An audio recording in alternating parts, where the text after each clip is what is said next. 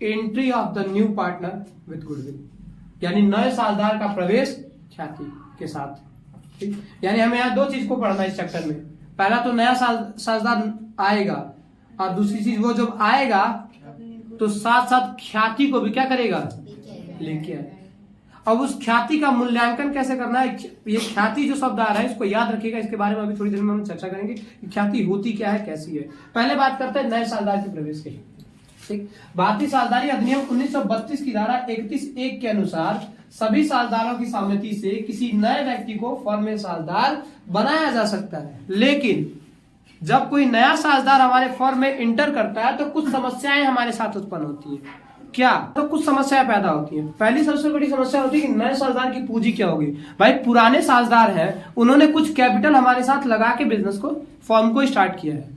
जब कोई नया पर्सन हमारे में इंटर कर रहा है तो वो ऐसे सूखे सूखे तो आएगा नहीं, कुछ कैपिटल को लेके आएगा। वो कैपिटल होगी क्या, ये चीज फाइंड आउट करनी है। ठीक है, पहली चीज कि वो कैपिटल क्या होगी, सबसे बड़ी समस्या। दूसरी, नए साझेदार के आने से जो नया लाभ हानि अनुपात यानी न्यू प्रॉफिट शेयरिंग रेशियो जो होगा वो क्या होगा। तीसरी चीज, ख्याति का मूल्यांकन या लेखांकन किस तरीके से किया जाएगा। तीन सबसे बड़ी समस्याएं जो हमारे साथ क्या होती हैं, पैदा होती हैं। ठीक, पहला कि अगर कोई नया साझेदार हमारे फर्म में एंटर करता है तो उसकी कैपिटल क्या होगी। दूसरा, उसके आने से न्यू प्रॉफिट शेयरिंग रेशियो यानी नया लाभ हानि अनुपात क्या होगा। और तीसरा, ख्याति का लेखांकन किस तरीके से किया जाएगा।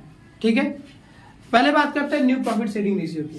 ठीक, न्यू प्रॉफिट शेयरिंग रेशियो क्या होगा और किस तरीके से होगा। अब कोई नया पार्टनर हमारे पास आएगा, जैसे ए बी सी, एक फर्म में 3 पार्टनर हो गए।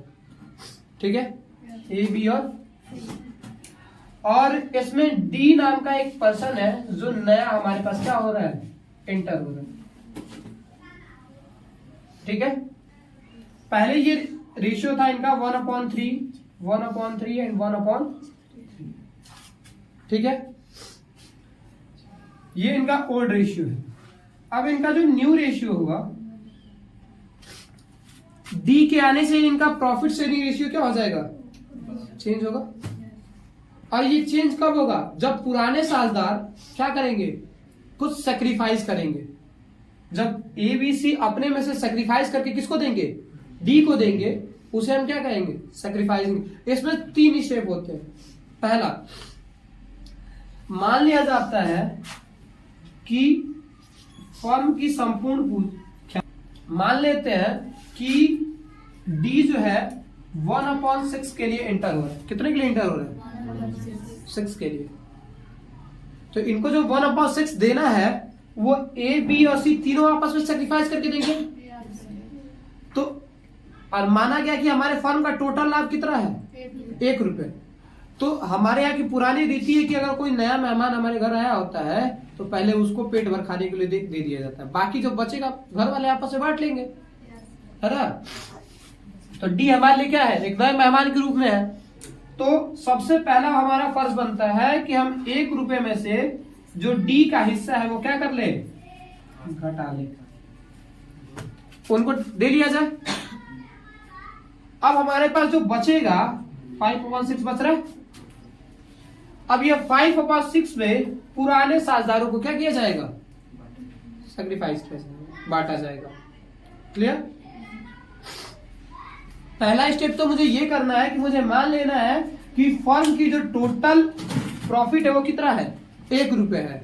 ठीक है, और जो हमारा नया साझेदार हमारे फर्म में एंटर कर रहा है उसका जितना भी रेशियो हो रहा है उसको 1 रुपए में से आप क्या कर लीजिए, घटा लीजिए। ठीक है, बाकी जो बच रहा है, जैसे 1 रुपए में से 1/6 जब घटा लिया गया तो 5/6 हमारा बच गया। ठीक है, 5/6 क्या हो रहा है, बच रहा है। अब इस 5/6 में से पुराने साझेदारों को क्या कर देना है, अब बांट देना है। पुराने साझेदारों का रेशियो जो है 1/3, 1/3 और 1/3 का है। अब इस पुराने साझेदारों में बांटा कैसे जाएगा, 5/6 आया है, इस 5/6 से तीनों में क्या कर दीजिए, मल्टीप्लाइड कर दीजिए। जो शेष बच रहा है हमारा, शेष कितना बच रहा है, 5/6 ना। अब ए बी और सी में आप क्या करा लीजिए, 5/6 5/6 एंड 5/6 से मल्टीप्लाई करा लीजिए। अब जो हमारा आएगा वो क्या आएगा, न्यू प्रॉफिट शेयरिंग रेशियो। एक तो ये तरीका है, ठीक है। दूसरे बारे में बात करते हैं।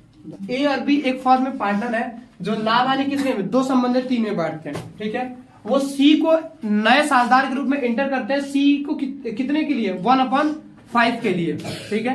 तो इनका नया लाभ हानि अनुपात क्या होगा, ठीक है। जो अभी हमने समझा नए साझेदार के प्रवेश, उस पर एक क्वेश्चन सॉर्ट आउट करते हैं। क्वेश्चन समझ में आ रहा है आप सबको? क्वेश्चन लिखते हैं पहले।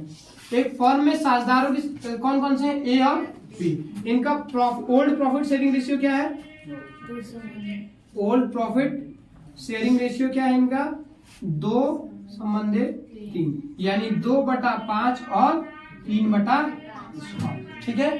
सी इंटर्ड हो रहे हैं, सी इंटर्ड फॉर कितने के लिए, 1/5 के लिए। Back to the point. अब हमें करना क्या है, अभी हमने कहा कि हमें मान लें, जैसे यहां देखो, यहां मुझे कुछ दिया नहीं है, बस इतना दे रहा है कि ए और बी एक फर्म में पार्टनर है और उनका जो प्रॉफिट शेयरिंग रेशियो है वो 2:3 का है और सी इंटर्ड हो रहा है 1/5 के लिए। ये तो हमें अब तक हमने क्या लिखा, क्वेश्चन को लिख लिया। अब मानते हैं let the total profit is, let the total profit is equal to 1 rupees. मान लिया कि फर्म की टोटल प्रॉफिट कितनी है, 1 रुपए। तो शेयर गिवन टू सी, सी को कितना दे रहा है, 1/5 ना। तो पहले सी को दे के हटा ले, 1 - 1/5,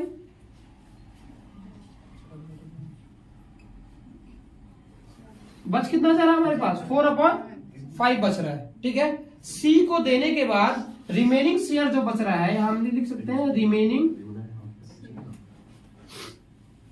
शेयर्स इज इक्वल टू 4/5। अगर 1 रुपए में से 1/5 हम सी को दे रहे हैं तो हमारे पास बच कितना रहा है, 4/5। अब क्या करना है, इस 4/5 को ओल्ड पार्टनर्स में हमको क्या कर देना है, दे देना है रिमेनिंग शेयर्स को। इसके लिए हमें करना क्या होगा, यहां हम सॉर्ट आउट कर लेते हैं। 1 शेयर इज इक्वल टू, पुराना इनका ओल्ड प्रॉफिट कितना है, 2/5 into 4/5 and B share is equal to 3/5 into 4/5। Multiply करा लीजिए।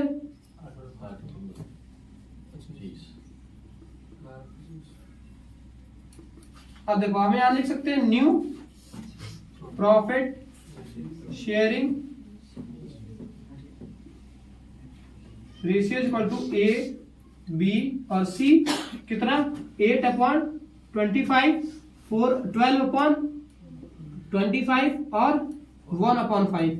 यहां देख सकते हैं आप, इन दोनों का डिनोमिनेटर 25 है, इसको भी हम क्या कर सकते हैं, 25 कर लेते हैं। ऊपर नीचे 5 का मल्टीप्लाई करा लीजिए, ठीक है।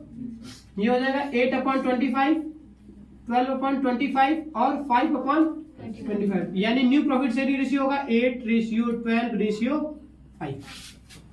कोई दिक्कत, समझ में सबको, ठीक है। अब दूसरे तरीके की तरफ चलते हैं कि जब नया साझेदार के लाभ का भाग पुराने साझेदार बराबर अनुपात में बांटते हैं, ठीक है। जब नए साझेदार का जो लाभ का अनुपात है पुराने साझेदार किसमें बांटते हो, बराबर अनुपात में बांटते हो। इसके लिए भी 3 स्टेप होते हैं। पहला स्टेप, जो नया साझेदार हमारे पास इंटर हो रहा है उसका जो प्रॉफिट शेयरिंग रेशियो है पुराने पार्टनर्स में क्या कर लीजिए, उनमें बराबर में क्या कर लीजिए, आप बांट लीजिए, ठीक है। दूसरा, जब बराबर में बांट लेंगे तो नए साझेदार का तो ऑलरेडी है हमारे पास कि नया साझेदार कितने के लिए वो आ रहा है, और पुराने वाले के पुराने रेशियो में से जो उनका नया रेशियो आएगा उसमें से आप क्या कर लीजिएगा, घटा लेंगे तो आपको नया प्रॉफिट शेयरिंग रेशियो मिल जाएगा।